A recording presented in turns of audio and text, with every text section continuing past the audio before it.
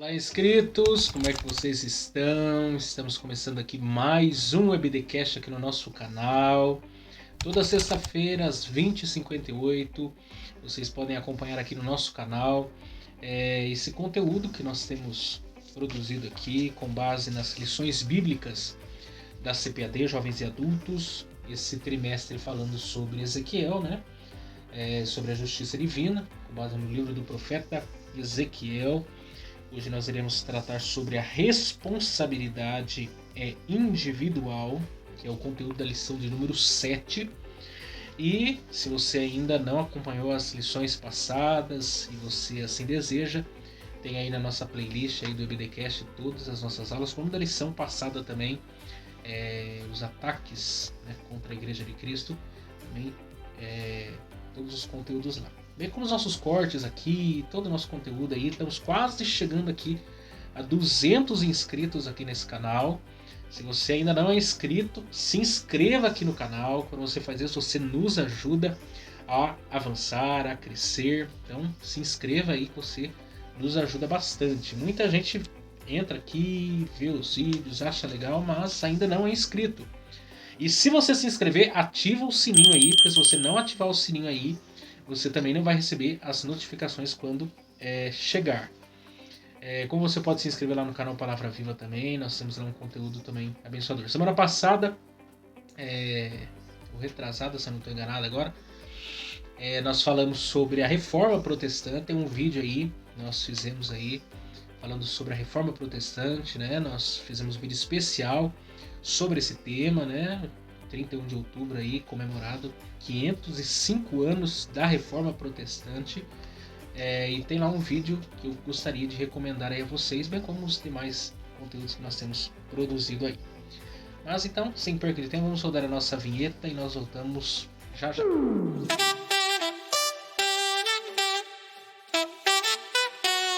bem, estamos de volta. Gediel,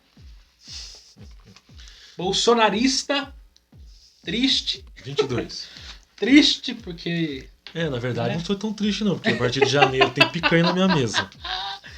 Ai, Senhor, tenha misericórdia de nós. Prometeram e promessa deve ser cumprida. Agora que nós vamos ver, né? Eu quero a picanha. Eu compro o refrigerante, mas eu quero a picanha. Não, os petistas têm que nos levar para comer o churrasco. Não, eu não quero fazer churrasco. Eu quero que o petista que votou no Lula me convide para me comer o churrasco. Isso. E que não seja carne de cachorro nem gato. E nem picanha de porco. E nem asinha e só linguiça, não. Eu quero a picanha, eu quero coisa boa. De preferência argentina. Palhaçada. Os caras é bobo. Bota no... Depois não quer pagar o churrasco pra nós. Vocês caem na lábia dele? E é bem propício nós começarmos já dando uma cutucada sobre isso, porque vamos falar sobre a responsabilidade individual. Né? A responsabilidade individual. O tema é bem propício hoje. Mas aí vem a questão, a responsabilidade de um pode ferir o todo. Então, é individual, mas não significa que afeta a si mesmo apenas, né? Pode ver um dedo machucado, o corpo inteiro fica incomodado. O corpo inteiro incomoda. Fica com a mão encravada pra você ver o que acontece. O corpo inteiro incomoda, dá dor de cabeça. Nem anda, a perna já fica até dura. Você fica irritado. Mas é por aí. Vamos lá. Os textos hoje... que nós vamos meditar, um texto bem interessante.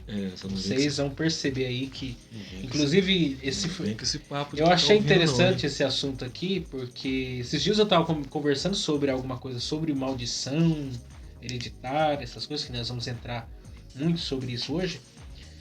E a Bíblia é tão clara sobre o assunto, é tão clara, que quando você ouve pessoas falando sobre o tema, sem qualquer base bíblica, você fala assim, meu Deus do céu, mas a Bíblia já falou, já esclareceu, Cristo se fez maldição, tanta coisa já foi esclarecida no Antigo como no Novo Testamento, tem uma profecia inteira num livro da Bíblia para falar sobre o assunto. Maldito aquele que for pendurado no madeiro, pronto. Aí o povo ainda até hoje engasgado com coisas, com teologias erradas sobre isso. O problema é que engasga, não entende e quer convencer a multidão de que aquilo que ele fala é correto. Inclusive, já marca aqui, já manda esse vídeo aí, compartilha aí pros seus amigos aí que crê nessa baboseira de maldição hereditária, manda pra ele. E quando ele assistir essa parte, é pra você essa mensagem aqui hoje. E não sai daí até o final, hein? Miquel, tá nervoso, velho. Tô nervoso. Ele deixou até o cavanhaque. Ele tá de cavanhaque Não, agora. é que eu dei uma parada, porque domingo eu vou pregar, né? A bleia só pode o bigode. Na bleia o bigode você pode, embaixo você dá uma disfarçada. Vou Né? deixar uma costeleta até nessa altura aqui. Não tem costelito, não, deixa. Não, tô falando minha, vou deixar até aqui. Não, você pode deixar o bigode aí de pastor aí. Vamos lá. Textual, Ezequiel 18, verso 20 diz: A alma que pecar, essa morrerá. O filho não levará a maldade do pai, nem o pai levará a maldade do filho. A justiça do justo ficará sobre ele, a impiedade do ímpio cairá sobre ele. Você viu aí? Texto bem simples de entender, né? Olha a questão. A justiça do justo ficará. Agora, a impiedade cairá. E a ideia de cair é peso. Uhum. Juízo. Cai com peso. E a questão da alma que pecar, a gente já entende que a alma que é o ser humano em si. Uhum. Senão alguém vai dizer, mas a alma em si. A alma que pecar, então o ser humano que pecar... É uma alma sem o corpo. Né? Não é um fantasma, não é Gasparzinho. A gente não acredita na teoria gaspariana. A verdade prática, para além da responsabilidade individual, a palavra de Deus se posiciona contra o fatalismo, isto é, contra a ideia de que tudo está determinado por um rígido destino. É o que eu pensei hoje, Miquel, um exemplo. Uma posição bem assembleiana essa verdade então prática. Vamos lá. Judas foi destinado ou predestinado a ser o que ele foi? Não, Jesus chamou 12 homens para forjar o caráter dos 12 homens.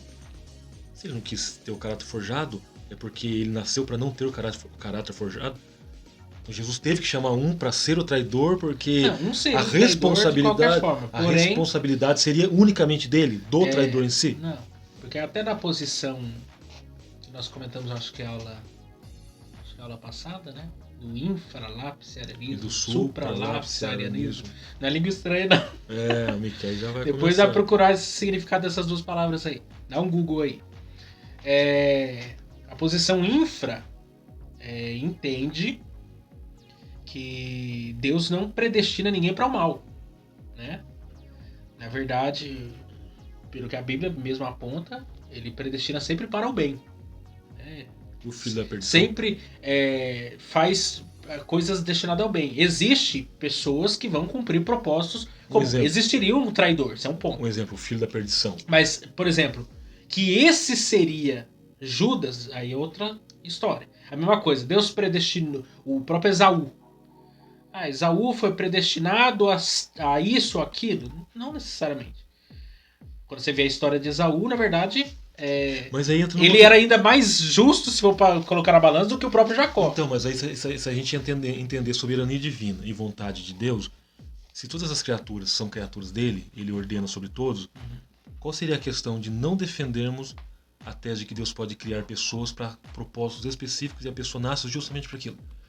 Eu não tenho dificuldade em entender certos assuntos. Vasos para honra e vasos para desonra. Porém, eu não posso bater o martelo sobre o assunto porque eu não entendo assim biblicamente. Eu entendo que existem sim pessoas que cumprirão propósitos, inclusive negativo. Sim. Mas eu não posso acreditar nessa perspectiva que, tipo, Gediel, Miqueias, o Judas, o Pedro, o João, Maria, o Antônio, não. Haverá alguém que cumprirá aquela lacuna ali. Agora, quem será essa pessoa? Daí a história vai revelar. Então, mas e se houver... Agora, para o bem eu acredito. Mas e se houver se houver da parte de Deus essa vontade? Porque eu vejo que, na verdade, todos nós estávamos destinados à ira de Deus de fato. Quando ele decide agir com graça e favor, ele faz isso, daí já é com outro propósito, é para o bem. Então, mas para redenção e salvação. Hoje nós temos 8 bilhões de habitantes. Mais de 8 bilhões. Inclusive saiu no Mensageiro da Paz. Se Deus salvar uma pessoa entre 8 bilhões, Deus é justo ou injusto? Justo. Porque não há injustiça em Deus. Injustiça é uma coisa totalmente humana. Então é justo. Então, fazendo ou não fazendo, ou tendo ou não tendo os desejos, assim, em relação a Deus, é soberania. Se Deus não tiver o desejo de agir, ele é soberano. Se Deus tiver o desejo de agir, ele é soberano. Quando eu falo essa questão, graça também. E quando eu falo essa questão que existem situações em que Deus cria para aquele propósito, exemplo, filho da perdição. Ele nasce para ser filho da perdição? Vamos colocar que nós estamos trabalhando, podemos até entrar numa questão escatológica, o anticristo. Se de fato é uma pessoa que tem uma outra linha que acredita que é um sistema, não é uma pessoa, é um sistema, e tem uma outra linha que acredita que é uma pessoa, que é de fato é um governante. Ele nasceu para ser o que ele nasceu? Ele nasceu para aquele propósito? Não. Ele já nasceu para ser o que ele vai ser? Ou ele não tem como fugir da linha no qual ele foi colocado? Exemplo, o trem. Você nunca vai ver o trem na rodovia. Da mesma forma, você nunca vai ver a carreta na ferrovia. É uma coisa assim, é difícil de explicar, não, porque a gente, como um ser limitado, a gente não consegue explicar, até tentar argumentar às vezes sobre certos temas. Mas, por exemplo, o anticristo, ele é um ser que, uma pessoa, ou um sistema, quem que cada um crê numa forma, vai acontecer. Ponto final. Aí vai nascer um ser humano lá. Como um dia nasceu Hitler, Mussolini, Osama Bin Laden, nasceram esses homens. E eles se tornaram o que se tornaram. Talvez quando nasceram, eles não imaginaram, e seus pais ou as pessoas que conviveram próximo, ninguém imaginou que eles se tornariam o que eles se tornaram. Só que um dia as coisas se desenrolaram, as decisões e escolhas que eles foram tomando, o próprio coração do homem corrompido, a maldade, etc. Isso foi ganhando proporção até que o cara se tornou quem ele se tornou. Entendeu? De modo que hoje, quando você fala Hitler, você só lembra de uma pessoa. Então, e ninguém tem a coragem de colocar um nome de Hitler. Tem um pai que colocou o nome do filho em São Paulo, e só na reportagem. O nome do filho é Adolf Hitler. Tem que ser um doido. Mas aí que a questão, se todos pecaram e destituídos estão da glória de Deus, todos os corações tendem ao pecado. Então todos nascem com essa tendência ao pecado, a não ser que ele seja alcançado pela graça. É o assunto que nós vamos abordar, a questão da responsabilidade. A ação da graça é de Deus, aí tem a responsabilidade humana. Se todo ser humano nasce com o coração tendencioso ao pecado, logo todos terão decisões contrárias à vontade de Deus. Isso já é lógico. Agora, um exemplo, você pega Manassés. O pai dele era crente. Por que o filho nasceu perverso? Imoral? Pagão? Então, por que lá na frente... Isso é um tema interessante pro pessoal. Porque aí vem a questão. Pode ter acontecido aquilo dentro de um pai propósito... Bom, filho mau, e pode ter o inverso. Filho bom e pai mau. Então, aí você pode ver que Manassés nasce mal, é perverso, adora deuses, foi o pior, vamos dizer, o pior rei. Acho que Acabe perto dele era crente, mas o Manassés era um bicho perverso. Depois que ele faz, ele se amolece. Então vamos dizer, tem um propósito? Tem, porque quem controla tudo é Deus. Então vamos dizer que há uma ação de Deus em levar o indivíduo a passar por aquela situação para mostrar, olha, ele passou, mas quem controla sou eu. A prova. Eu vou levá-lo à conversão, a entender o meu poder. Por exemplo, Nabucodonosor. Por onde é que ele vai? Passa lá por um período de tempo onde as unhas crescem, o pelo cresce, ele vira... exatamente, vamos colocar ele exato. Ele fica um tempo fora da convivência humana, a mentalidade dele, a consciência dele muda. Foi dada uma visão em cima disso. Quem que fez isso com ele? Soberania divina. Porque aí nós entendemos aquela questão. O Deus que exalta é o Deus que abate. Para abater e exaltar é com Deus, é o controle, aí é a questão da batuta. Só o maestro é quem dá as ordens na orquestra. Sobe nota, baixa nota, é dó, é ré, é mi. Por quê? É soberania. Tem um texto, não lembro agora, é de algum dos profetas, que fala que as nações são como pingo d'água, os poderosos são como nada diante de Deus. Ciro. Deus não chama Ciro de meu servo? O que são esse povo diante do soberano do universo? Nada! Pode ver. Ciro, meu servo, ele é pagão, ele é ímpio, ele não conhece, ele não adora o Deus de Israel e ele foi usado como ferramenta para dar liberdade. Olha, quem é de Jerusalém pode voltar. Inclusive nós cantamos aqui Linda Harpa, mais um dia se ouviu que do rei a voz saiu para voltar da escravidão. A responsabilidade de ser o que foi do próprio Ciro. Agora, quem que levou ele a ser o que ele foi para um propósito específico para que Deus fosse glorificado? O próprio Deus. Quando eu falo de soberania, de fato existe uma soberania. Ah, mas Deus é injusto em fazer. Não, nunca nós vamos encontrar a palavra injustiça em Deus. Vamos lá, vamos com calma, porque hoje o tema vai ser quente. Vamos travar o relógio. vamos parar o tempo aí. Orar para Deus parar o tempo. Ezequiel 18, do 20 ao 28. Você vai ler na parafraseada? Eu vou ler na parafraseada, que eu acho que é mais fácil todo mundo entender. Tem o 28, né? Do 20 ao 28. Vamos lá. E vocês ainda perguntam, por que o filho não compartilha da culpa do pai? Mas já não está claro? É porque o filho fez o que é correto. Ele foi cuidadoso em fazer o que é justo, por isso terá uma vida boa e abençoada. A alma que peca é a que morre. O filho não compartilha da culpa do pai, nem o pai da culpa do filho. Se vocês viverem de forma boa e justa, receberão crédito. Se vocês viverem uma vida desregrada, serão acusados e condenados. Mas a pessoa má que vira as costas para aquela vida de pecados e passa a cumprir meus estatutos, vivendo uma vida justa e correta, viverá e viverá de verdade. Não morrerá. Não guardo uma lista de coisas erradas que ela fez, por isso viverá. Acham que tenho prazer na morte de mulheres e homens maus? Não é meu prazer que se arrependam, deixando de viver de forma errada e passando a agir corretamente, vivendo de verdade. A mesma coisa vale para uma pessoa boa que dá as costas para uma vida correta e começa a pecar, mergulhando nas mesmas obscenidades terríveis praticadas pelos maus. Essa pessoa viverá. Também não guardo uma lista de coisas boas que a pessoa fez, como se fosse dinheiro no banco, que se possa sacar. Por causa da sua deserção e por acumular pecados, ela morrerá. Será que estou ouvindo vocês dizerem, mas isso não é justo? Deus não é justo? Ouça, Israel. Será que eu não sou justo? Vocês é que não são justos. Se uma pessoa boa dá as costas para uma vida boa e começa a pecar, ela morrerá por isso. Ela morrerá pelos próprios pecados. Da mesma forma, se uma pessoa má dá as costas para a sua vida de maldade e começa a viver uma vida correta, uma vida justa, ela salvará sua vida, visto que ela rejeitou todas as coisas ruins que cometeu, ela viverá de verdade, não morrerá. Então, já deu para entender o que ele está querendo dizer aqui. É que, na verdade, se depois leiam o capítulo 18, que ele é bem fácil de entender. Eu acho que dos capítulos esse daqui é um dos mais fáceis de entender. Porque ele está fazendo um paralelo, na verdade, aqui.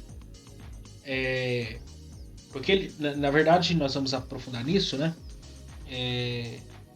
Sobre a questão daquilo que é dito lá no Decálogo, né?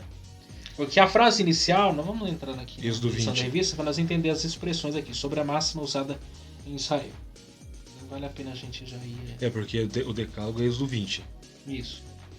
Porque lá haverá uma frase que eles vão entender errado e vai isso se arrastar por muito tempo. Interpretação bem... Interpretaram errado o negócio, se arrastou o negócio, né? Até hoje eu creio que tem muitas pessoas que pensam assim. E aí Deus intervém, né, por meio de Ezequiel, mostrando, não tem nada a ver. Uma coisa não tem nada a ver com a outra. Vamos entender as coisas aqui. E no Novo Testamento isso fica mais claro ainda com a vinda de Cristo. Né? Leia as cartas paulinas, a coisa fica mais clara ainda. Então, sobre a máxima aí usada em Israel, uma máxima equivocada. O ditado popular, os pais comeram uvas verdes e os dentes dos filhos se embotaram. Deixa eu até ver como que ele colocou aqui. Embotar é enfraquecer. Aqui, ó. Os pais comem maçãs verdes e os filhos ficam com dor de barriga. Ficam fracos. É mais ou menos essa ideia que ele tá. A palavra embotar é enfraquecer. Sim. Vamos dizer, os pais erram e os filhos é que enfraquecem. Porque aqui tá muito... Qual que era o pensamento deles aqui? É a questão da causa e consequência. Aqui tá bem claro isso, né? Então, eles, no texto lá... Qual que é o texto de Êxodo? Vamos lá ler Êxodo. Capítulo 20. Pra gente entender o texto. Êxodo, capítulo 20. O versículo... verso 5, né? Não te curvarás a elas, nem as servirás, porque eu, Senhor teu Deus, sou o Deus zeloso, que visito a maldade dos pais dos filhos até a terceira e a quarta geração daqueles que me aborrecem. E faço misericórdia em milhares aos que me amam e guardam os meus mandamentos. Eles pegaram esse texto, né? E vão se equivocar na interpretação. Aqui ainda fala, a maldição não é hereditária. Ela só permanece quando os filhos continuam nos pecados dos pais. Caminho dos pais. Veja a expressão, daqueles que me aborrecem. É um princípio divino estabelecido desde a lei de Moisés. Isso é lembrado na história de Israel. Pode ver, se o pai é ladrão e o filho começa também a entrar pelo mesmo caminho, ambos sofrerão as mesmas consequências. Porém, o pai pagará pelo seu pecado, o filho pelo seu, porque são pecados iguais, mas cada um está agindo deliberadamente e vai arcar com seus próprios erros. Agora, se o filho entende que aquilo é pecado e muda de vida, cai em si, um exemplo neutraliza bem totalmente simples, a ação. Um exemplo bem claro disso na Bíblia. Os filhos de Corá. Os coraitas, né? Corá foi aquele que participou da rebelião lá, Corá, Datã, Abirão e On. Foi engolido pela terra. Quando você lê na continuação do texto lá, se não me engano, número 16, é falado que os filhos dele, se não me engano, ele tinha 4 filhos, não seguiram o caminho do pai.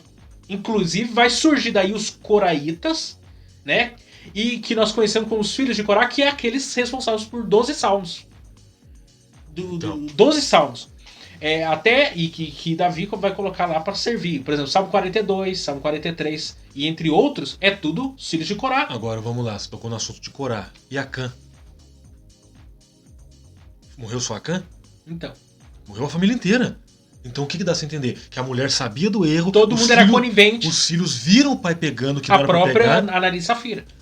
O anátema, porque Jericó, como era a primeira cidade a ser conquistada, tudo ali pertencia a Deus.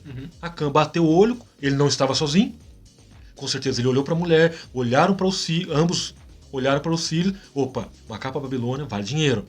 Uma cunha vale dinheiro. O ouro vale dinheiro. Vamos fazer o seguinte, todo mundo aqui sabe, hein? Quietinho, ó. Agora, se um dos filhos chegasse para o pai e falar, pai, eu não vou entrar nessa. O próprio Josué falou que isso aqui é anátema. Tudo que for adquirido de Jericó não é nosso. Pode ver que depois a segunda cidade já foi divisão, já foi dividido. O que vocês acharem é de vocês. Mas Jericó não. Então Acã entra, pega, depois você vê. É interessante que é só uma família que faz isso. Pode ver, vai caindo, até chegar na família onde estava Acã. E Acã confessa. Não, e outra coisa. Se Acã, que não houve o caso também, mas se Acã tivesse se arrependido, porque ele não se arrependeu. Ele não se arrependeu do pecado, ele foi pego no pecado. Porque a partir do momento que sabe que havia alguma coisa errada, ele deveria, se ele estava arrependido, ele falaria assim, não, foi eu que pequei. Eu me redimo, eu me arrependo, ele deveria rasgou as vestes, fizesse alguma coisa, coloca o pó de cinza na cabeça, mas em momento algum ele fez isso. Ele deixou chegar na vez dele, aí ele diz, não, fui eu lá e confessa a história. Quer dizer, em momento algum ele está arrependido. Pode ver que a família e por causa disso, sofre. Muita gente morreu. Aí a lei inteira dele sofreu. A aliança da lei, olho por olho, dente por dente, né? Por causa da atitude dele, muitos morreram e a família dele acabou sendo apedrejada. Por exemplo, você pega a responsabilidade humana. Nadab e Abiú. Fogo estranho. Sabiam que não podiam fazer aquilo. Pegaram fogo estranho e falaram, não, eu já avisei vocês. Agora a responsabilidade de vocês por não acatar a minha ordem. Até os filhos de Judá, né? Onã, né? E tem um outro lá que eles desagradaram a Deus terrivelmente a ponto de Deus os fulminar. E, se não me engano, 2 dos filhos dele aconteceram a mesma coisa. Sim. Imagina uma situação dessa. E Judá não tinha nada a ver com a história. O filho, pecado do filho é uma coisa, pecado do pai é outra coisa. Por exemplo, você pega Samuel, um homem de Deus, servindo a Deus, fazendo aquilo para o qual foi chamado. Pega o capítulo 5 de 1 Samuel. Quem eram os filhos de Samuel? Provavelmente nenhum se encaixava. Você pega Ofni e Finéias. Eram homens perversos. Responsabilidade humana. Arcaram com as consequências? Arcaram, tanto espiritual quanto física. Só que aqui, qual que é o problema disso aqui? O texto, então, fique claro isso, que ele não está falando que, por exemplo, e isso é muito pregado, e muito, a teologia neopentecostal abraçou isso com uma força que é até difícil de você conversar com uma pessoa que acredita nisso aqui. Por quê? Eu vou falar o que eles falam, Pra você entender aqui o negócio. Por exemplo, vamos supor, exemplo, tá? Seu pai lá era envolvido com droga ou com, sei lá, prostituição, ou matou alguém no passado, sei lá, qualquer coisa assim. Aí isso veio um karma pra sua vida. Veio uma nuvem negra paira sobre a cabeça do seu pai. Aí seu pai teve filhos. Aí o sofrimento agora que era pra ser do seu pai, que vai sofrer os filhos. Aí o filho faz a mesma coisa. Mesmo se o filho se converter, aceitar Jesus, mudar de vida e tal, mesmo se o próprio pai dele tiver tido encontro com Jesus, não, a maldição tá ali. E isso vai se arrastar pro meio. Aí tem que fazer uma campanha pra quebrar a maldição. Aí tem que fazer passar no sal grosso, tem que fazer não sei o que, uma mandinga gospel pra ser liberto da maldição. É isso que os caras pregam, gente. Pegar a vassoura ungida e começar a varrer os pecados do corpo. Não, você vê. Fora que eu já vi gente falando profecias em relação a isso. Aí começa a complicar. Eu entendo, eu vou dar um exemplo pra vocês. Vamos lá. O texto de Gênesis. Eu entendo isso. Existe um fator que pode acontecer nesse sentido? Pode. Eu acredito porque tem uma base bíblica. Mas vamos entender por parte da coisa. Vocês lembram lá de Cã, né? Sem Cã já fé? No caso, filhos de Noé, viu a nudez do pai. Né? Depois do dilúvio lá, toda aquela coisa lá. Que na verdade a gente sabe que não foi bem. O texto é mais polêmico, mais. Noé plantou uma vinha, bebeu demais. Exatamente. Lá a coisa é mais estreita do que o texto. O texto é bem. O José João Ferreira de Almeida foi bem simpático o texto aqui. Porque lá a coisa é mais estreita. Aí aconteceu esse fato lá. Gênesis 9.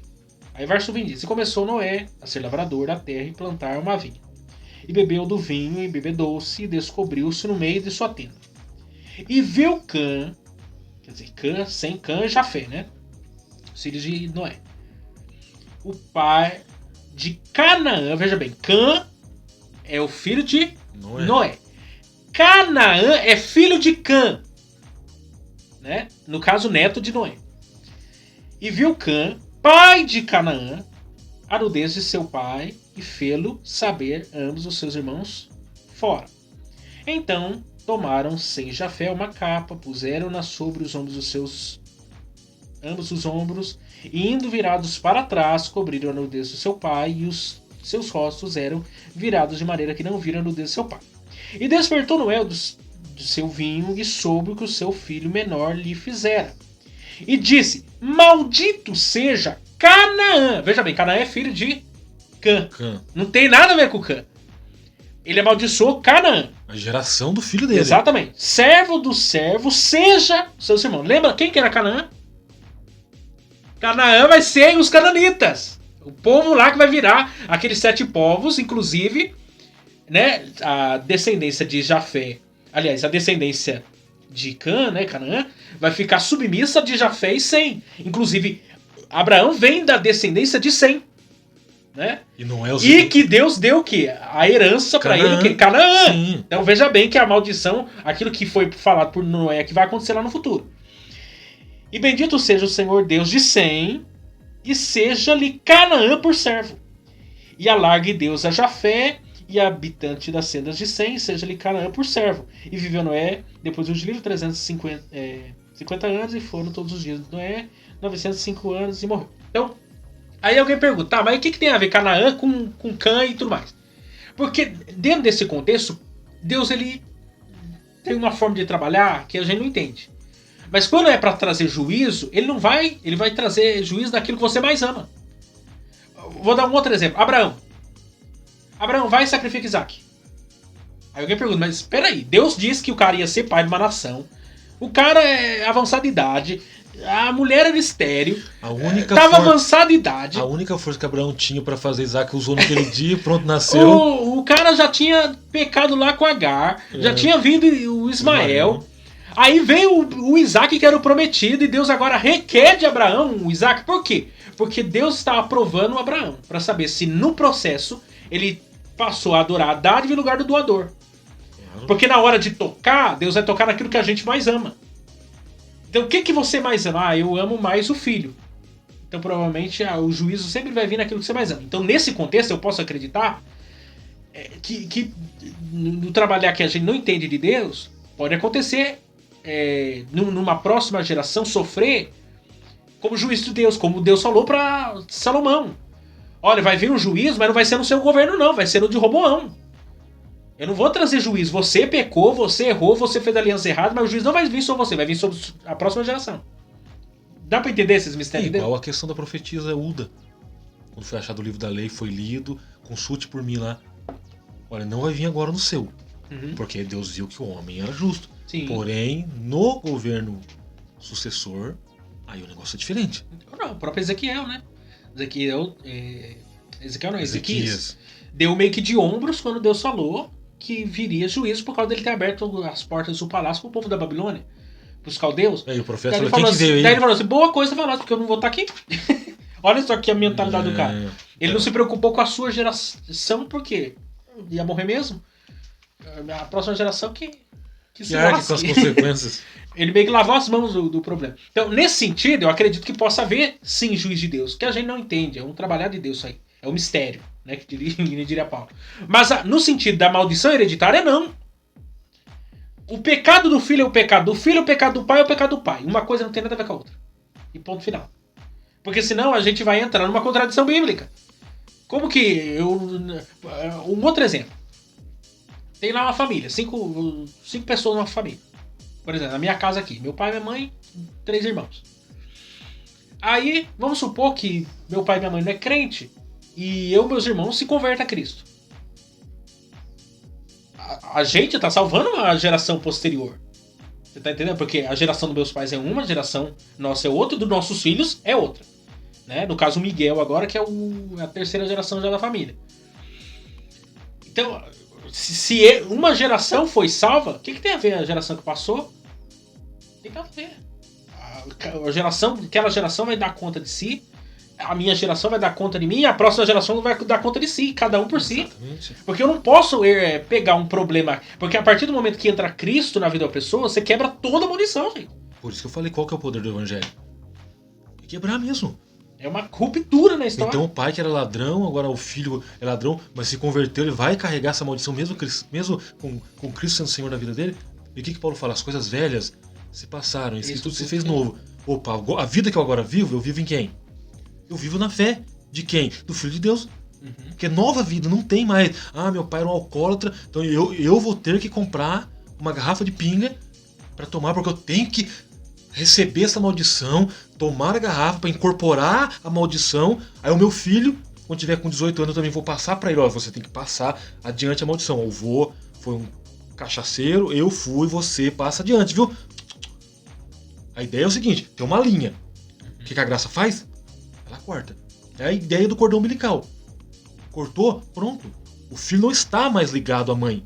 Na ideia do cordão umbilical, ele está ligado à mãe pelo cordão. Não, e aí... O cordão foi cortado, ele está separado da mãe. Eu estou agora vivendo a vida em Cristo, eu sou ligado a Cristo, não estou ligado mais à questão da vida que eu vivi outrora. Então não tem, o evangelho é para cortar. Eu conheci um rapaz uma vez, chegou a estudar com a gente na faculdade. Conheci, normal, a gente era amigos ali, tudo, servia a Deus, tudo. O dia que esse rapaz chegou e parou pra contar a história dele pra gente, eu fiquei de queixo caído. Porque se ele não me contasse a história dele, eu não acreditava. Porque quando ele contou a história, parecia que era uma outra pessoa que ele tava falando. Era de outra pessoa que ele tava falando. Porque parece que era incompatível até. Com quem ele era, uma pessoa que eu convivi, e com quem ele tava falando do que ele foi um dia. Parece que era duas pessoas completamente opostas.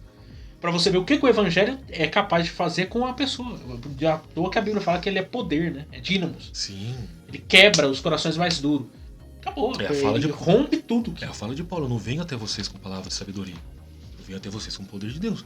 Então. E o que é o evangelho? O evangelho é o poder para destruir todas as cadeias do diabo. O cara era um terrorista. Era o Hamas. Matava, não só matava, intimidava, levava a pessoa a confessar, negar. Sim. Tortura. Você imagina uma pessoa que tortura outra? Hoje ele seria avaliado pelos psicólogos, psiquiatras, um psicopata. Quem que ia gostar dele? O Hamas. Hamas ia falar, vem pra cá, você é um dos nossos. Ele Talibã. dava pra entrar lá no Estado Islâmico. Lá. Talibã. Por quê? O cara que intimida, eu vi uma entrevista uma vez de uma psiquiatra, ela disse que os médicos mesmo, eles têm um pezinho na psicopatia. Por quê? Porque se você entrar numa sala de cirurgia pra ver como que é feita uma cirurgia, você fala assim, você tem que ser psicopata fazendo uma desse.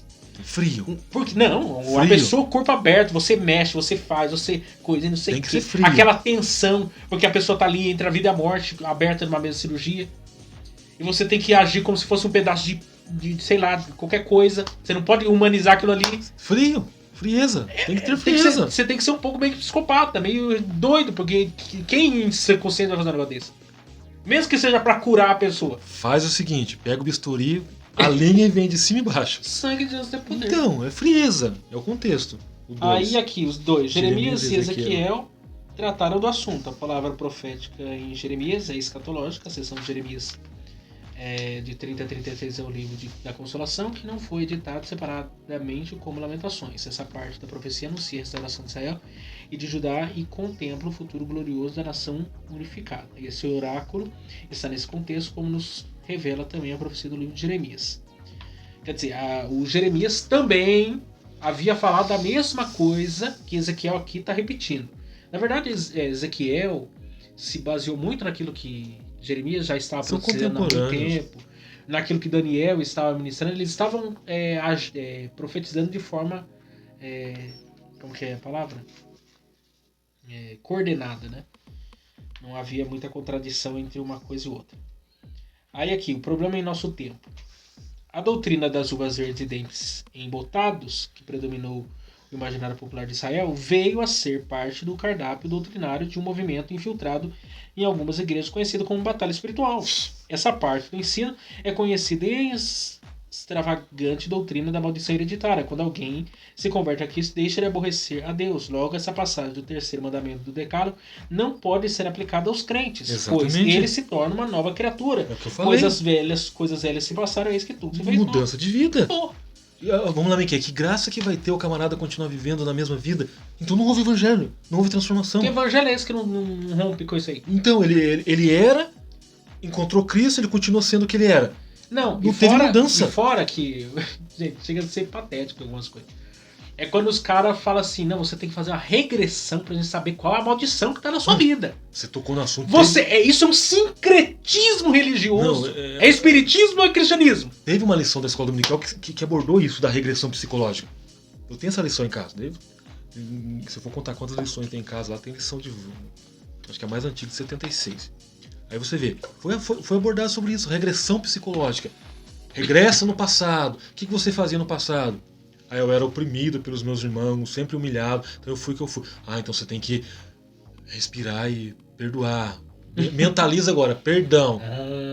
Mas parece uma meditação. Senta em cima de uma pedra, fica lá, não tá frio, não tá frio, não tá frio. Cruza as pernas e... Quando você sentir que não tá frio, que você tá meditando certo. Exatamente. Aí você vê o que é o evangelho.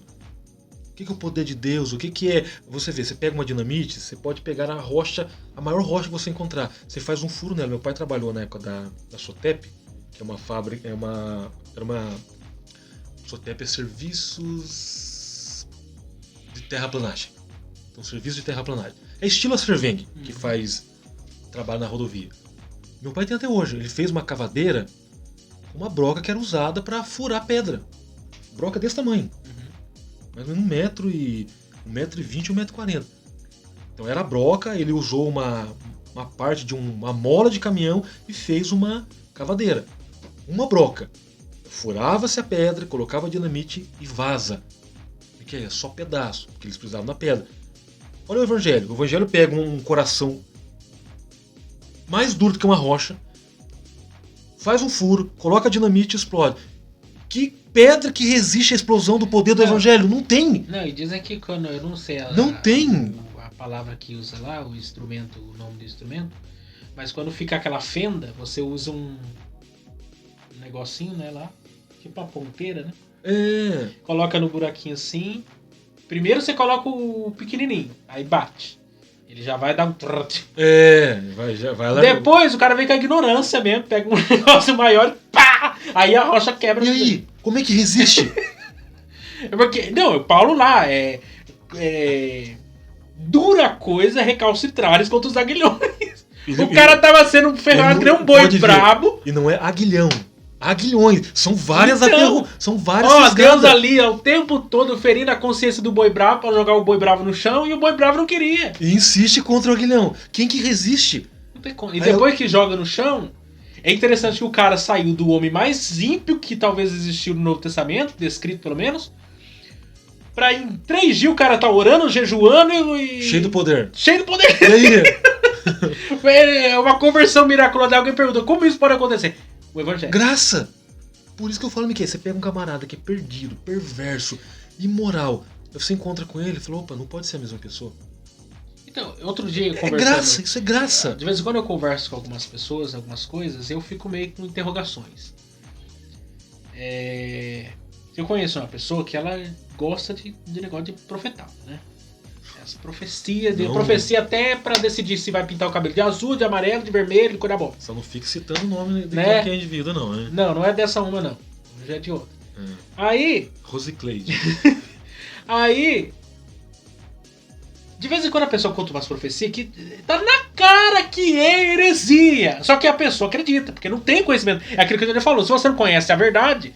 Meu filho, você vai acreditar em qualquer coisa. Você não conhece a nota verdadeira, você vai cair na nota falsa. No golpe. O golpe tá aí, cai quem quer. Já que você tocou no assunto, não acreditaram na picanha, então vai ter picanha, maneiro, picanha. Aí, a pessoa ouve umas coisas assim que não casa. Não tem base que não casa. Aí você fala assim, mas tá, essa pessoa recebeu essa palavra. Ok, essa pessoa é crente? É a primeira pergunta que eu faço. Porque assim, Deus ele não vai dar uma palavra de repreensão para uma pessoa que não é convertida. Deus não vai dar uma carga, uma responsabilidade, ele não vai requerer uma coisa de um camarada que ele não tem um relacionamento com ele. Você tá entendendo? Não faz sentido?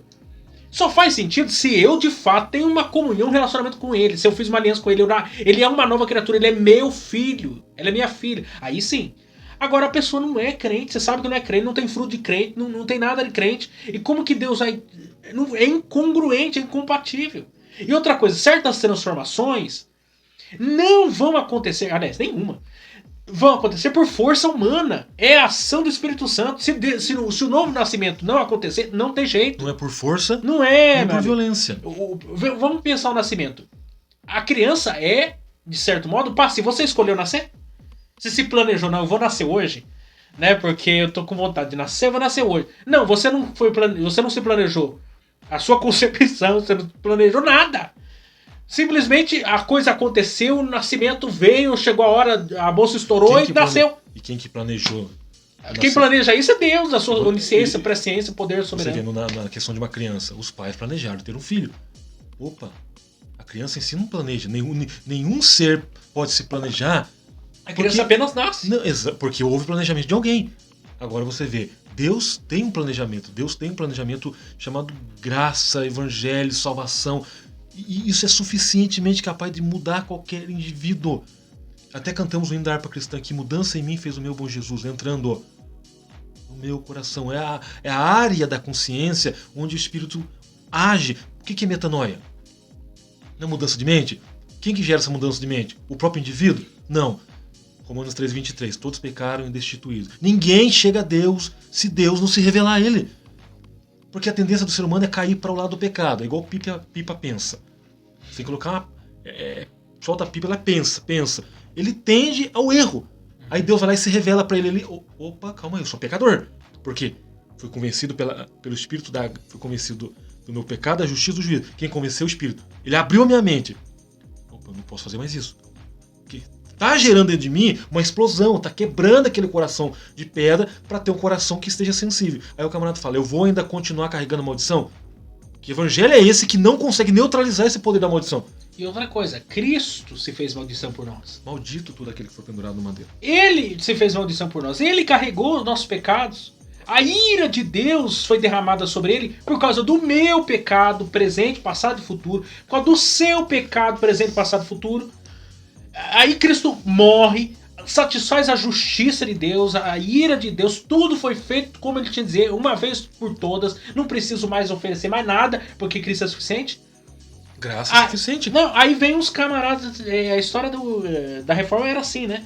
É comprar lá as indulgências, né? Pra livrar a tua alma do Compra inferno. 5 anos de perdão, 10 anos de perdão, se for bastante dinheiro, perdão pra vida toda. Quer livrar a alma de um parente seu que tá no inferno? Joga dinheiro no gasofilaço da igreja. Quando a moeda bater No fundo do gasofilácio. a alma pula do purgatório. Opa! Você tá entendendo? É uma doideira que o evangelho já deixa claro. Cristo fez uma lição. Acabou. Eu falo porque eu conheço. Eu falo de um contexto que eu conheço. Inclusive, congrega comigo, não cito o nome por questão ética. Ela aborda essa questão. Ela defende essa questão. A mesma coisa, você olha lá. Senhor, quem pecou? Ele ou seus pais? Aí Jesus falou, Nenhum dos nem ele, nem seus pais. Ele nasceu cego para que nele fosse manifestada a glória E de isso Deus. quebra a teologia da maldição hereditária. Por quê? Ah, então... Porque olha só que isso é interessante, porque imagina, numa concepção lógica, se ele nasceu cego de nascença, que pecado essa criança cometeu pra ter esse problema? Porque o pai era cego, Porque- se for olhar pela lógica. Porque numa teologia, Cegueira hereditária. porque numa teologia da retribuição, eu tenho que fazer alguma coisa ruim pra alguma coisa ruim acontecer comigo. É algo retributivo. Ah, se a criança não tem culpa, então os pais pecaram. Olha a teologia maluca que estava na cabeça do povo e que tá na cabeça de muita gente até hoje. Aí a pessoa começa a pegar problema lá. E outra coisa, que a gente tem falado bastante sobre isso. Falamos na lição passada, né? A revista passada. A psicologização do pecado. É. A pessoa pega um trauma, uma situação, não sei o que, e transforma aquilo num karma, não sei lá, não sei o que inventa o negócio. Caramba. E aí querem livrar a pessoa da culpa em relação ao pecado, à situação, por causa do problema que ela passou. Ah, E pecado deixou de ser pecado. tá bom. Então, um exemplo, o camarada sofreu bullying no passado, porque no passado não era errado bullying. Não era errado. Na escola você sofria apelido, você tinha apelido toda hora. E quanto mais você reagia, era pior. Porque daí o apelido pegava. Ah, eu vivo hoje a vida frustrada porque eu fui muito humilhado na escola. Ah, eu me tornei um matador porque eu fui muito angustiado quando eu era criança. Eu apanhei muito, então criou dentro de mim uma... Opa, calma aí. Aí a pessoa pega... Ah, a pessoa é assim porque no passado, não sei o que. Gente, o pecado entrou no mundo. Esse é o problema do homem. Desgraça E todos total. carecem da glória de Deus, todos precisam se arrepender. Sim. Porque é chegado o reino dos céus e ponto final. E O o que povo que o fica pecado- inventando desculpa pra querer amenizar o pecado. Você viu o que é o pecado? O pecado é igual uma catapulta. Pega você e lança você pra longe de Deus. O que é a graça? A graça vai onde você está, pega você do local de onde você está, miserável, pecador, desgraçado não é pejorativo, não é palavra torpe, sujo, imundo, fedorento, carniceiro, podre. E Deus não faz isso pra falar com você, ao contrário. Tem o prazer de sentir a sua desgraça. Sentir porque ele de fato, não que ele queira pra ele, dentro dele, o cheiro da desgraça, mas ele sente, porque é o que Jesus fazia. Jesus sentava com o pecador, com você o miserável. imagina. Aí ele vem e pega o quê? Ele pega aquele miserável, está lá podre. O que é o sangue? Qual que é a fala de João Batista? Está aí, o Cordeiro de Deus, que tira. A ideia de tirar é arrancar. Se ele tira, o indivíduo não tem mais. Novamente a fala de Paulo, a vida que eu estou vivendo agora, eu vivo em Cristo. Porque as coisas velhas é passado. Quando você lê Romanos lá, quando ele faz... Romanos 6, principalmente, né? A questão do escravo. O escravo, na teologia de Paulo, ele mesmo se declara no começo do livro, né? Eu, Paulo, servo de Jesus Cristo. Que lá é doulos, é escravo. Escravo é uma propriedade, escravo não é uma pessoa, em tese. Não tem né? vontade própria. Não tem vontade própria, ele é uma propriedade. Ele tem um senhor, ele não tem livre-arbítrio nesse sentido. A vontade dele é a vontade que o seu senhor determina. E na teologia de Paulo, você não deixa de ser escravo, mas você muda de senhorio. Você é comprado, né, de um senhor opressor, maligno que te escravizava, né? Efésios 2, né? Éramos filhos da ira, né? Fazia a vontade da carne, das paixões, etc. Cristo vai, resgata você, te compra de volta. E ser escravo de Cristo é ser verdadeiramente livre. Porque o jugo dele, já ele mesmo diz, é suave, o fardo é leve. O status muda, o relacionamento muda, tudo muda. Ser um livre. E qual que é a ideia de liberdade? Ah, eu estou em Cristo, eu não tenho mais liberdade. Eu tenho a liberdade agora para viver ele. Não para viver a escravidão do pecado. E não para viver a minha. Eu tenho liberdade. Pode ver, Paulo diz, todas as coisas me são lícitas? Sim, mas nem tudo me convém. Ah, mas agora eu sou cristão, eu tenho a minha responsabilidade como ser humano, como civil, como cidadão e como cristão.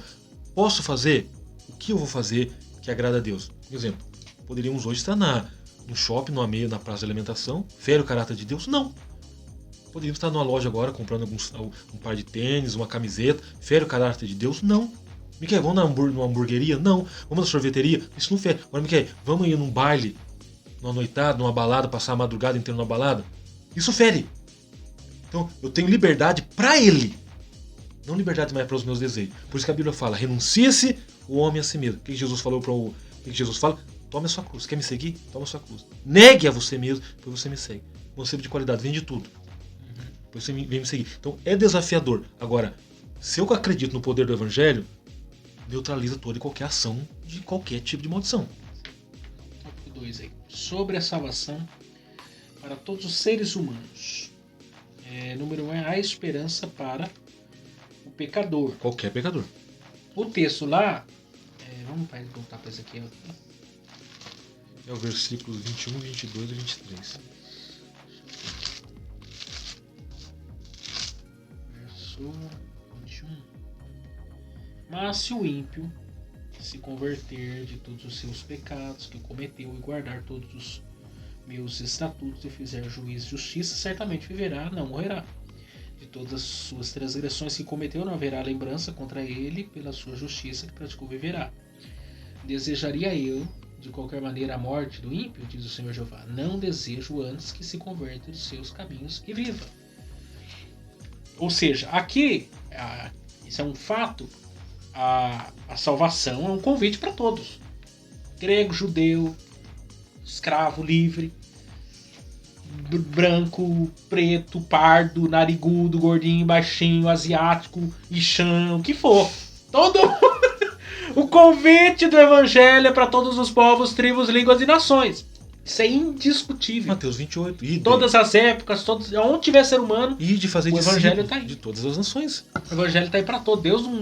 O evangelho não está restrito a um povo, a uma cultura, não. O evangelho é universal. Então vamos lá, nem uma visão teológica. Não, para o evangelho é para todos. Defender essa questão que é para um e não é para outro. A graça é manifestada trazendo. A pregação trazendo. do evangelho é para ser alcançado o mundo todo. E o que... Todo mundo vai se salvar? Isso é evidente que não. Mas que o evangelho deve ser pregado a todos? Sem dúvida alguma. Você vê, Efésios 2:8, pela graça sois salvo mediante a fé. Aí tem um outro texto de Paulo que diz, porque a graça é manifestada, trazendo salvação a todos. A todos os homens, não está dizendo alguns ou 80%, a todos. Ela é manifestada. Agora, se haverá a salvação de todos, aí é uma outra questão, porque se a salvação parte de Deus, cabe a ele... Então, a questão que eu entendo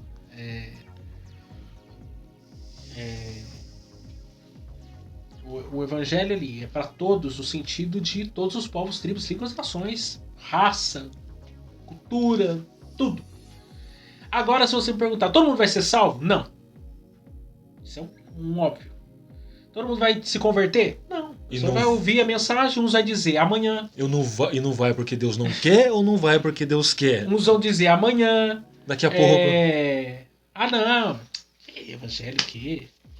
Uns vão zombar, uns vão escarnecer, uns vão dizer que amanhã se converte. Cada um vai dar uma resposta. Mas que o evangelho deve ir e deve ser alcançado a todos, isso é indiscutível. Agora, não quero entrar nas polêmicas que entram nesse assunto, mas o ponto central é isso, que o evangelho vai ser pregado a todos. Não, tem que entender, Miquel, que a salvação é de quem? É de Deus. É Deus quem salva. Igual eu falei pra você, eu parei com essa discussão entre Calvino e Armínio. E também sobre pré, mid e pós. Não, isso daí não vale a pena discutir. Não discuto mais, porque Armínio prega a salvação. A única coisa que eu não discuto de verdade é escatologia. Porque nenhum dos quatro pode me dar uma resposta certa dele. Então, eles mesmo que se debatendo entre eles. Qual que é as duas teses que eu defendo agora? Armínio e Calvino, falando da questão da salvação. É predestinado ou não é predestinado? É o homem quem escolhe, é Deus quem escolhe. Vai ser salvo do mesmo jeito. A questão é Cristo quem salva. E na questão escatológica, pré, mídia e pós, Jesus é qual? voltará. É pré, mídia ou pós. O Cristo que salva é o Cristo que volta. Pronto, é as duas teses. Porque na verdade, a questão é lógico que provavelmente a maioria que estão nos acompanhando aí partem de uma teologia arminiana, entende que por livre-arbítrio, né, escolhem Jesus para salvação. Ok, é uma tem a sua coesão e coerência, como o calvinismo tem a sua coesão e coerência. Mas a questão da salvação e da pregação do evangelho, independente se você crê por livre-arbítrio, por predestinação e eleição, a questão é que a salvação, o plano de Deus para a salvação vai acontecer independente. É a mesma coisa, você vai pregar o evangelho. O batismo é por aspersão ou é por imersão? Se for por aspersão, manifesta o batismo. Se for por imersão, manifesta o batismo. Porque há discussões... Casos e casos. Que eu considero que são aqueles... Você adota uma linha.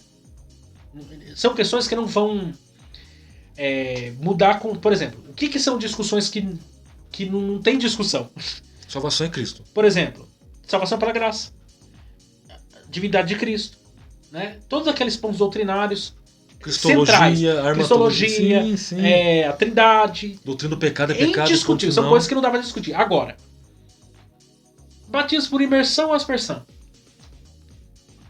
Caso e caso. Caso e caso. Por exemplo, se eu estou... Batismo infantil, batismo... Pedobatismo. Que é o termo pedobatismo. Sim, pedobatismo ou batismo para arrependimento, aí né? Você vê, em caso, está se pregando o evangelho, a pessoa que ouviu o evangelho está no estado terminal, eu não tenho como levar ele para um tanque batismal. Não tem como... Didaquê dizia, batiza com areia se não tiver água. Pronto. Pegarei em nome do Pai, do Filho e do Espírito Santo também. Pronto, e aí? Qual que tá batizado. Aí você vê, o camarada... Porque batismo é nada mais do que uma confissão de fé. Aí você vê, ele está lá no estado terminal, eu não tenho como removê-lo do leito, levar para o tanque batismal, não tem como. Ladrão na cruz. Ele está impossibilitado. O que eu faço? O senhor crê em Jesus? Sim.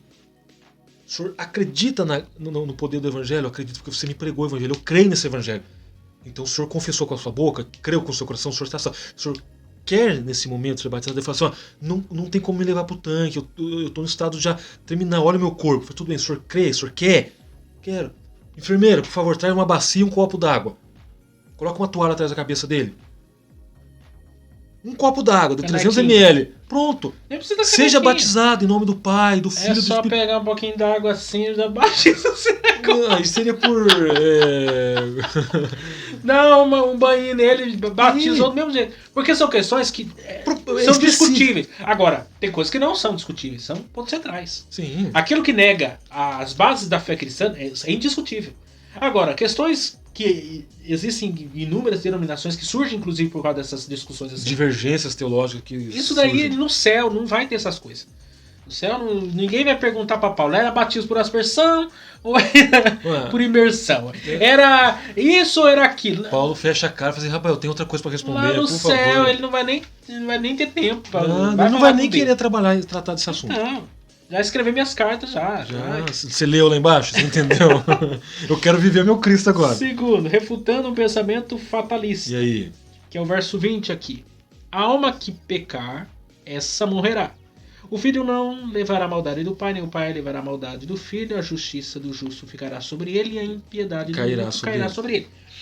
Quer dizer, tanto os exilados da Babilônia como os que estavam em Judá e em Jerusalém acreditavam ou se justificavam numa ideia falsa de que estavam pagando pelos pecados dos pais, mesmo depois da destruição de Jerusalém. Deus proíbe o uso desse ditado popular porque a responsabilidade é individual. O profeta Ezequiel fecha a porta fatalista do imaginário popular do povo de Judá e dos exilados da Babilônia. Ele torna claro o pensamento bíblico da responsabilidade individual de maneira textual e direta. A palavra alma, nesse texto, significa a própria pessoa, ou seja, o que ele está dizendo e esclarecendo aqui para aquele povo que estava no exílio, no cativeiro. Vocês não estão aqui por causa do pecado dos seus pais. Vocês estão aqui por causa dos seus pecados. Quem trouxe vocês para a Babilônia? Os seus pecados. Vocês são responsáveis. Eu não avisei vocês? Os seus pais foram responsáveis pelos pecados deles. Vocês são responsáveis pelo pecado de vocês. E se os seus filhos cometerem os seus mesmos pecados, vão cometer e vão trazer com as consequências dos pecados deles também. Exatamente. Essa é a explicação que ele está dando aqui.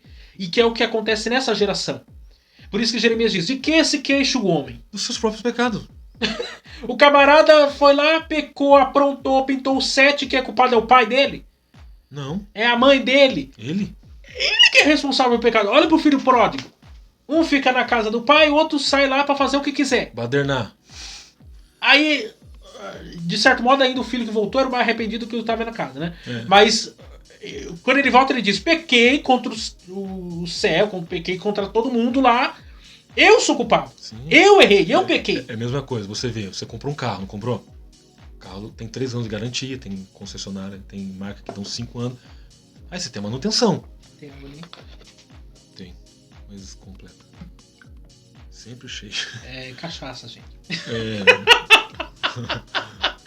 Vai desviar, Se nós começar a falar abobrinha com o chuchu aqui, é cachaça. Aí a culpa é do Miquel, é consequência dele. É água batizada. Aí você vê, você comprou o carro, não comprou? Tem as manutenções, você tem que fazer lá você tem que ir dentro do tempo à concessionária para fazer todo o procedimento. Pronto. Passou a garantia, você tem que continuar mantendo o carro dentro do padrão. Aí eu disse saiu para viajar. Não olhou o freio, não olhou a água do radiador, não olhou o filtro de óleo, não olhou o óleo do motor, não olhou o óleo do câmbio, não olhou a calibragem do pneu, não olhou nada. Foi viajar. Aí aconteceu um acidente. A culpa é da concessionária que te vendeu o carro? A culpa é da montadora que te... do Bolsonaro. Do 9 dedos. Olha aqui. De quem que é a responsabilidade? Ah, o motorista bateu. Não, a culpa é da Volks, nada contra. Excelentes carros. A culpa é da Volks que me vendeu o carro. A Volks não estava dirigindo seu carro?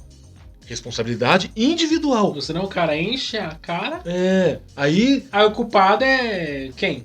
É o cara que vendeu a cachaça pra ele? É, o cara que vendeu a cerveja. Aí não colocou cinto de segurança, o carro não tem airbag, houve uma colisão, estourou o tórax no painel. Aí tá lá na UTI. A culpa é do quê? Não, a culpa é do freio, não, a culpa é da imprudência do motorista. Responsabilidade humana. Aí coitado do Cílio que tem que arcar com as consequências. Sim, pela até tem ignorância dos pais. Eu acho que hoje vai sair esse podcast, então segunda-feira eu postei um vídeo, porque quando coisas ruins acontecem a pessoas boas. Vá lá nesse podcast agora, que eu gravei com o Roger, que nós tratamos sobre essa questão que ele está falando aqui agora. Existem sofrimentos que são totalmente responsabilidade humana. Exemplo do carro. Você não fez a revisão, carro deu BO, você é culpado. Deus não tem nada a ver com isso. Deu acidente, você que é culpado. Ou não sabe dirigir. Mora do lado de uma oficina mecânica e não leva por quê? É diferente uma coisa você bater no carro porque o carro perdeu o controle, porque quebrou, porque fundiu o motor, porque não sei o quê, do que alguém batendo no seu carro. É duas coisas diferentes. Agora, existem aqueles sofrimentos aleatórios. Por exemplo, de um lado tem o cara que não fez a revisão do carro, não fez não sei o quê, perdeu o controle do carro, aí o carro bateu. Esse cara daqui é o cara responsável pelo acidente, por todos os males e danos que tá acontecendo. Aí tem outro cara que tá na mesma pista, no carro da frente, que não tem nada a ver, tá dirigindo certinho. Fez toda a revisão, carro, tá tudo perfeito. Padrão. E ele foi atingido pelo carro do imprudente. Né? Aí são dois tipos de diferentes de sofrimento. Um é responsabilidade humana. Causador. O outro é aleatório. Sim. O cara sofreu de uma fatalidade do qual ele não tinha controle nenhum. São dois tipos de sofrimento distintos. Esse tipo de sofrimento aqui é o sofrimento... Quem é responsável aqui? O próprio povo. Sim. Eles eram responsáveis. Como nós somos responsáveis, nós tomamos decisão desde a hora que a gente levanta até a hora que a gente vai dormir. Passa-se 365 dias, a gente toma decisão todo santo dia. E tudo isso acarreta para o nosso presente como para o nosso futuro. Veja bem, os próximos 4 anos do nosso país foram decididos num dia. Você decide o futuro em um dia. Você decide 4 anos em um dia. Sim. Se você faz uma má escolha, você vai colher as consequências da sua má escolha. E sabe qual que é o problema? Que a decisão de muitos afeta, infelizmente, a minha vida, a vida da minha família. É a história de um é o agente, o outro é o lesado. E agora? O que eu vou fazer? Eu não votei. O cara votou. Aí a gente é atingido por um... Exatamente. Quer dizer, aqui, é interessante isso aqui também. Existem decisões... Deixa eu ver se eu acho esse texto. Tem um texto em Colossenses, aqui é até interessante para você aí, que talvez esteja o coração meio em dúvida na hora de tomar uma decisão. Que tem um texto em Colossenses Com a magia da edição, eu achei o texto. Ao vivo. Ainda bem que tem essa possibilidade de cortar. Colossenses 3,15. Seja a paz de Cristo árbitro em vosso coração, a qual também for chamados em um só corpo, e sede agradecidos. Ou seja, você vai tomar uma decisão, seja a paz de Deus o árbitro. O que é o árbitro? Lembrando do árbitro de futebol, né? Sim, o juiz. É o cara que... O árbitro ele não é nem do time A nem do time B. Ele é imparcial. Ele é imparcial. Ele tá ali pra resolver ser o juiz do negócio. Ele tá de fora do jogo. Resolve os BOs. Ele decide ali as coisas. Então, a paz de Deus tem que ser o árbitro. Ainda tem um outro texto, aí aqui pode ler na corrigida mesmo, de Colossenses ainda, 3,17, diz: E quanto fizerte por palavras ou por obras, fazei tudo em nome de Jesus, Senhor Jesus, dando por ele graças a Deus Pai. Em outras palavras, tem como roubar em nome de Jesus, dando graças a Deus Pai? Tem como matar em nome de Jesus, dando graças a Deus Pai? Tem como xingar um palavrão em nome de Jesus, dando graças a Deus Pai? Não tem como. Então tudo que você vai fazer, tomar a decisão, ter a paz de Deus com o árbitro. Peraí, eu tô em paz? Isso tá de acordo com a palavra de Deus? As pessoas à minha volta estão em paz? É um bom argumento.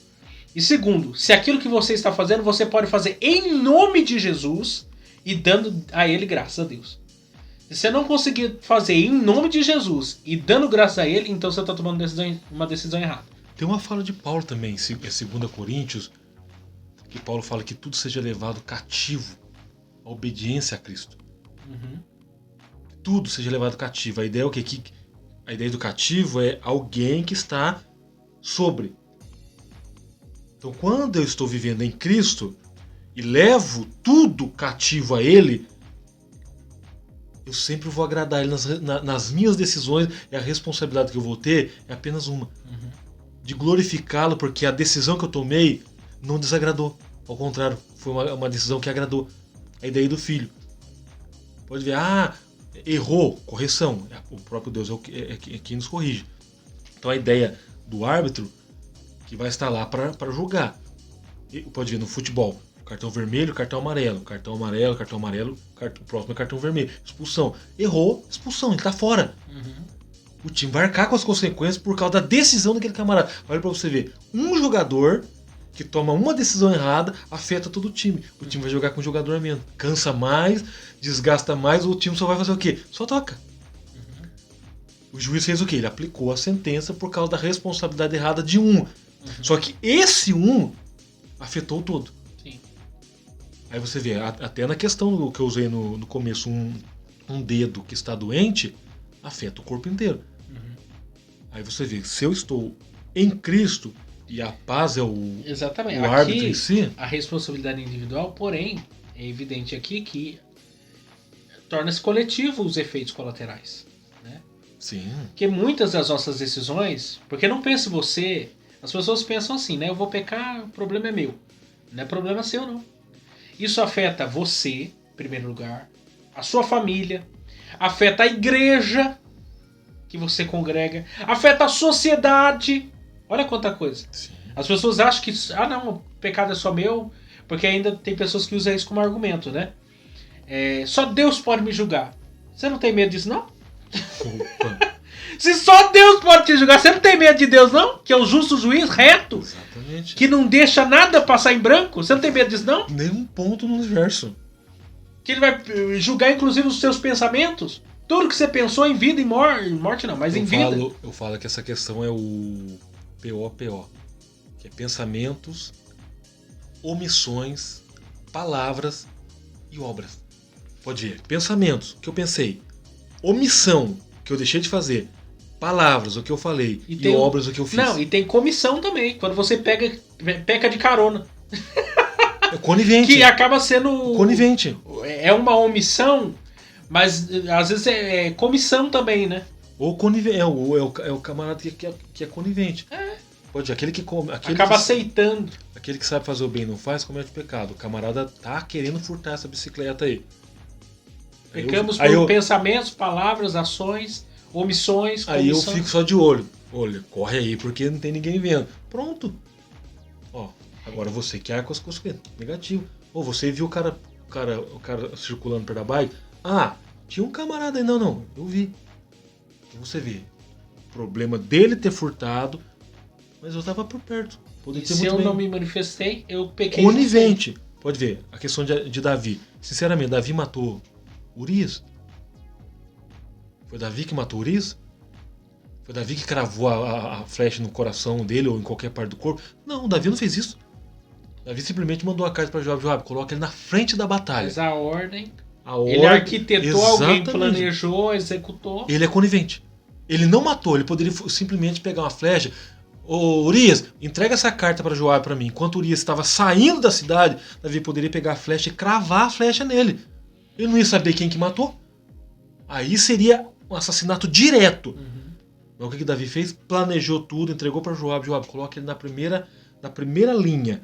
Porque daí quem matar ele, ó, responsabiliza por isso. Mas não, Davi arcou com as consequências. A espada não sairá da sua casa. O 3 já? 2 situações, né? Estamos atrasados. Porque daí... O profeta explica com clareza, né? Que é o verso 2 aqui, voltando lá para isso aqui, ó. É o verso... O 2, o 23, agora o 22 e o 24. Verso 2 diz... Que tendes vós que dizeis esta parábola acerca da terra de Israel, dizendo: os comem uvas verdes, os dentes dos filhos se embotaram? Verso 22. De todas as suas transgressões que cometeu, não haverá lembrança contra ele, pela sua justiça que praticou, viverá. E o verso 24. Mas, desviando-se o justo da sua justiça, e cometendo a impiedade, fazendo conforme todas as abominações que faz o ímpio, porventura viverá. De todas as suas justiças que tiver feito, não se fará memória na sua transgressão com que transgrediu, e no seu pecado com que pecou, neles morrerá. Quer dizer, primeiro ele faz um apontamento dizendo o seguinte: se você fez coisas ruins você colherá. Agora, se você era justo e depois começou a fazer coisas erradas, a sua justiça no princípio não vai resolver a sua injustiça no futuro. A injustiça no futuro, não vai anular. Exatamente. Se você foi justo no passado, mas no presente você está sendo injusto, o passado não resolve o problema no futuro. Não, você vai arcar com as consequências do Exatamente. Você pode ter sido justo 30 anos. Errou um. Se em um ano você decidir ser injusto, você vai colher os frutos daquele um ano que você... É o que a palavra fala, que a impiedade cairá sobre o... Exatamente. Agora, ao contrário, ele foi 30 anos injusto. Porque aqui entra um outro ponto interessante sobre a questão da salvação pelas obras. Alguns se fiam nessas coisas. O cara foi bonzinho a vida inteira. Ele ajudou os pobres. Ele foi um filantrópico. Ele ajudou as velhinhas a atravessar a rua. Ele, sei lá, juntou a reciclagem pro cara que passa lá na rua. Ele fez não sei o que, boas ações no final do ano. Pão com mortadela. Sei lá o que ele fez. Ele foi pra manifestação. Ele foi, sei lá. Deu bom dia pra todo mundo. Sei lá o que ele fez. Aí, esse cara vai ser salvo. Aí o cara cometeu uma falha, um deslize lá, daí o pessoal vai julgar ele por causa dessa ação. A questão não é a ação. A questão é qualquer ação. O bem, toda vez que você semear o bem, você vai colher o bem. Toda vez que você semear o mal, você vai semear o mal. Você vai colher o mal. Não tem pra onde correr. Ainda Gálatas fala, de Deus ninguém se zomba. Deus tudo que o homem semear, isso também, você fará. E Deus é bem claro, Deus não se deixa escarnecer. Não, quem semear na carne, corre corrupção. Quem semear no espírito, corre vida eterna. Agora você vê, o camarada viveu 30 anos injusto. A impiedade estava sobre ele. No 31º ano, ele resolveu entender que não era mais para viver injustamente. Começou a viver justamente. Opa, mudou de fase. Mudou de vida. Esse é o interessante da coisa. Porque veja bem, uma vida de justiça e depois de impiedade, o tempo de justiça não cobre o de injustiça. Exatamente. Porém, você pode ter passado 30, 50, 100 anos na injustiça. Mas se um dia você ter um encontro com Jesus, todo o resto é apagado. É aí que é a questão. Olha como o evangelho é poderoso. Sim. Você pega, vamos lá, Isaías 53. Quem deu crédito à nossa pregação? Para quem foi manifestado o braço do Senhor? O braço é socorro. Aí verdadeiramente ele tomou sobre si todas as nossas transgressões e foi moído pelas nossas iniquidades. A ideia de pegar é pegar tudo que não presta do indivíduo e trazer para si. Ele se fez maldição. Aí você vê, o camarada viveu 30 anos só errando. Aí Cristo se revelou a ele, o Espírito Santo revelou para ele que era um pecado, fez ele entender, opa, preciso de Deus. Daqui para cá, olha a fala de Paulo. Todas as coisas velhas se passaram. Eis que tudo se fez um. Isso é graça, Miquel. Por isso alguém fala, mas é pela obra. Não. Eu queria que você fizesse aí um autoexame. Tenta puxar na sua memória aí quantos pecados você cometeu hoje. Só hoje. Se Deus fosse te tratar pelos pecados que você cometeu hoje, ou mesmo pelos pecados que você cometeu só na semana passada, no ano passado, no mês passado, meu amigo, você estava lascado, você estava perdido, você estava acabado. Porque Deus é justo. Se ele fosse nos tratar, ainda eu gosto do salmista, né? Bem-aventurado aquele que não imputou pecados. Deus que não imputa pecado. O Salmo de Davi, isso, né? Se eu não me engano, é citado esse texto em. Deixa eu ver aqui, Romanos 4, né?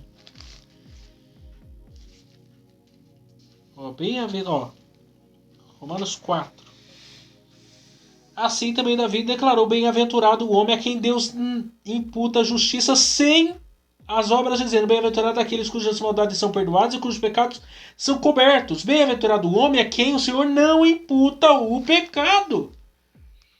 Você já imaginou se Deus... Eu vou tratar o Gediel pelos pecados dele. Coitado, não sobra nada. Ele já perdeu o resto dos cabelos.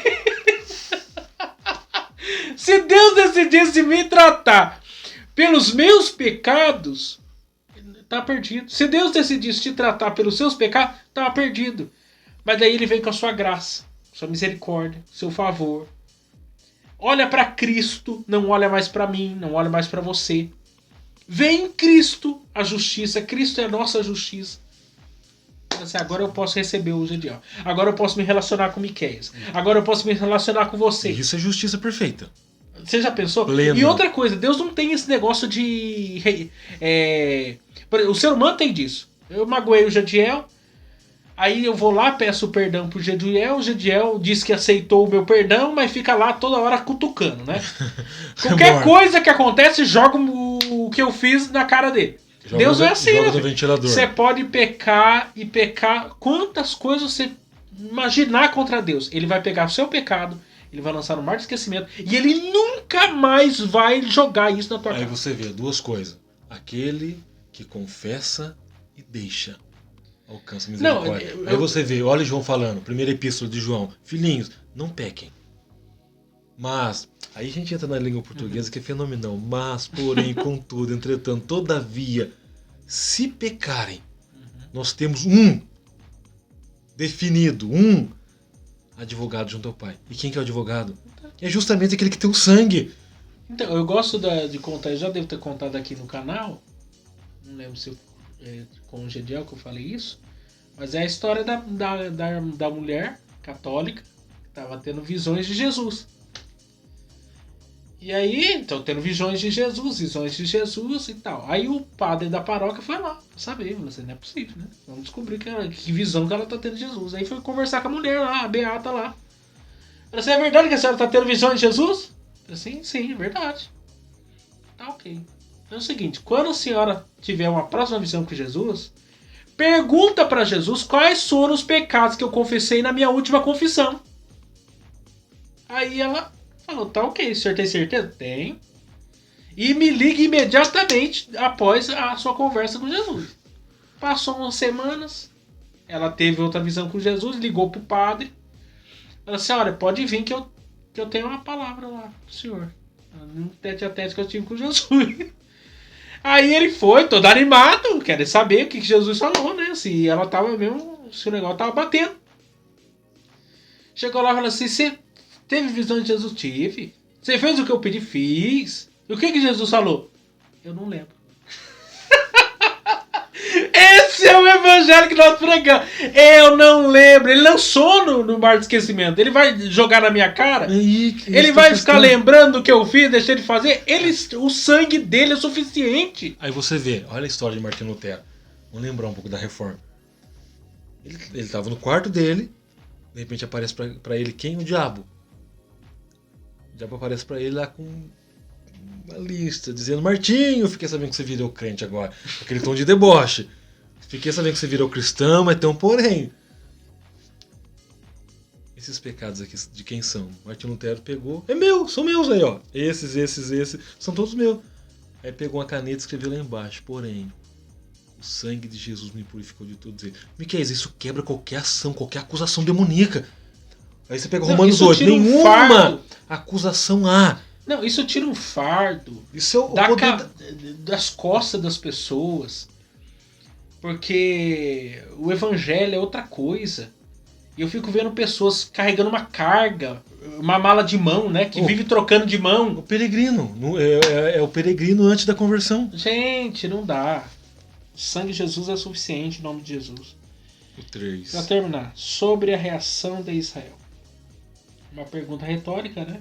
Não é meu caminho direito? Não são os vossos caminhos torcidos? Né? Que é o verso 25. Dizeis, porém, o caminho do Senhor não é direito. Ouvi agora o caso de Israel, não. O meu caminho direito não são os vossos caminhos torcidos.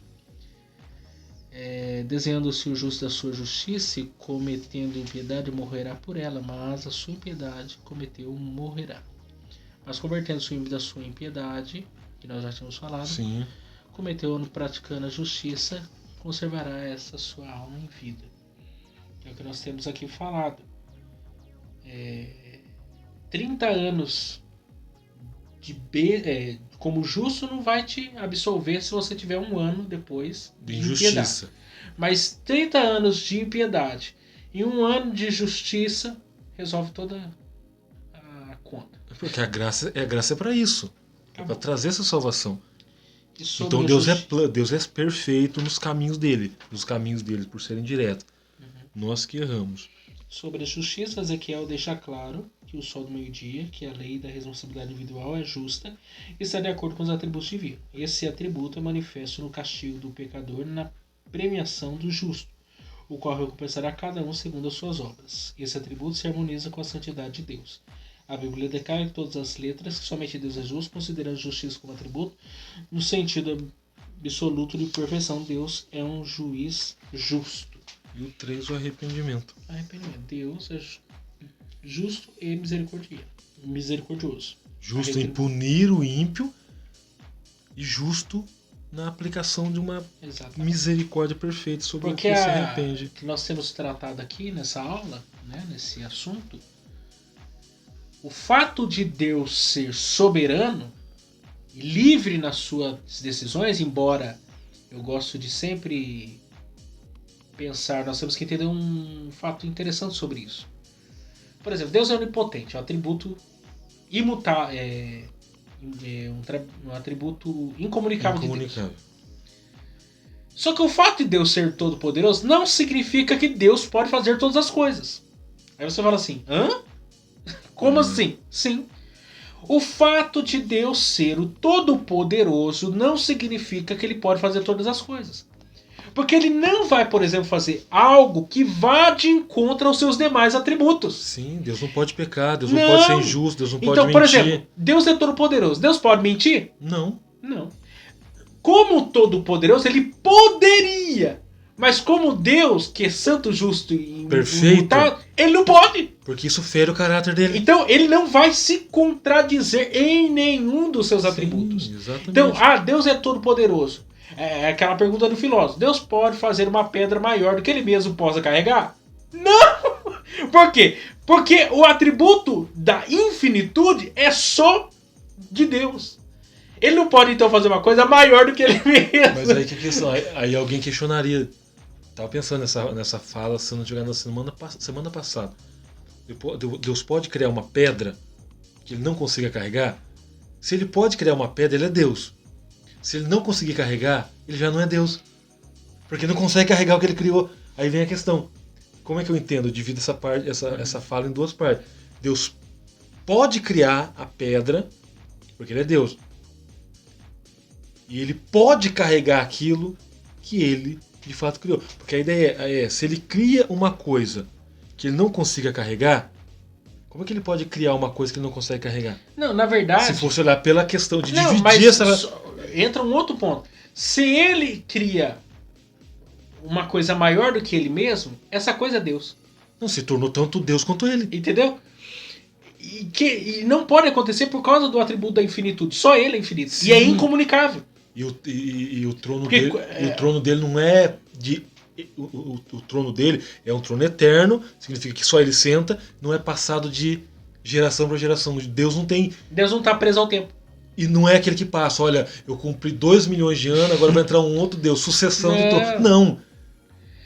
A questão por exemplo, os materialistas, né, os astrólogos aí, os caras aí que falam do universo, eles vão dizer, o universo é infinito. Mentira. Não, é infinito. Inclusive a Bíblia diz que Deus mede o universo a pau. Ele tem início e ele tem fim. E Deus transborda a sua criação. Ele é maior do que ela. Por exemplo, a mesma coisa. Alguém fala que os numerais são infinitos. Se tiver algum matemático ouvindo aí, eu vou discordar e digo por quê. Todo numeral, ele só é utilizado no Cronos. Para medir a cronologia, a ideia de tempo, começo, meio e fim. Uhum. No Kairos, não dá. Não, e ela outra, neutraliza o exemplo. Até a palavra eterno, que nós humanos não entendemos muito essa palavra. Não, nós não... Mas vamos entender, para você entender bem claro a eternidade. Tira 1000 anos da eternidade, sobra quanto? Eternidade. Pronto, não deixa. Tira 1 bilhão de anos da eternidade, sobra quanto? Eternidade. Por quê? Não é uma unidade de tempo. Sim, é o Kairos, não se calcula. Não tem como ser... quando a Bíblia diz de eternidade em eternidade, ele é Deus. Aí entra naquilo que você já falou em outra ocasião. Deus existe? Não, Deus não existe, porque existir parte de um início, de um começo, tirado de alguma coisa. Deus existe? Não, Deus é eterno, Deus ele sempre existiu, ele sempre é. Até eu falo, exemplo, a questão da existência. Esse celular passou a existir porque alguém criou. Eu não posso aplicar a palavra existência a alguém que é incriado. E autoexistente. Autossuficiente. Um exemplo, Deus, eu pergunto pra você, Miquel, Deus será Deus amanhã? Ele vai ser Deus amanhã? Não, ele é. A palavra se aplica nos três tempos. Por exemplo, Deus é passado, Deus é presente, Deus é futuro. Então Deus transita nessas três linhas ao mesmo tempo. Não, e ele preenche esses 3 pontos. Se eu voltar no passado, lá estará Deus. Hoje eu estou vivendo Deus. Amanhã Deus estará. Então a ideia de será é o quê? Amanhã será que eu vou levantar? Isso aplica a mim. Que estou nesse momento. Exatamente. Agora não, Deus é. Ele é em todos os tempos. Isso é lindo, né? Pensar nessa parte. Vamos imaginar que o tempo é essa caneca. Presente, passado, futuro. Deus está vendo os 3 tempos. Ele vive nos 3 tempos. É isso que é a questão. Ele está no presente, ele está no futuro. No passado. Ele está em tudo. E é algo que ele tem total controle. Porque ele sabe do princípio, do fim e antes do começo. A ideia não é Deus estar no presente e voltar no passado. Ele está lá. Porque ele preenche os 3 tempos. Ele preenche o passado, o presente e o futuro. Então Deus, ele é ontem, ele é hoje, ele é amanhã. Eu não uso a palavra será. Será aplica-se ao ser humano. Deus é, amanhã Deus é, porque o Deus já está no futuro. Deus não vai caminhar para o futuro, ele já está lá. Você vê. Então assim, a gente vê nesses aspectos aí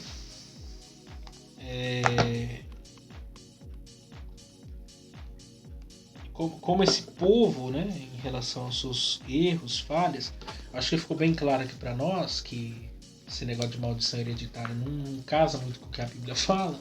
Não cola. Né, não cola. E a gente tem que entender isso de uma vez por todas. Né? Deus ele trata de nós dentro da nossa realidade e com muita misericórdia, com muita graça. E ainda tem coisas que nós não vamos entender totalmente. Muitas coisas vamos passar, sofrer, enfrentar, não vamos entender. Mas a gente tem que parar de especular, fazer teologias sobre determinados temas que não tem consistência, que é o que a gente tem visto.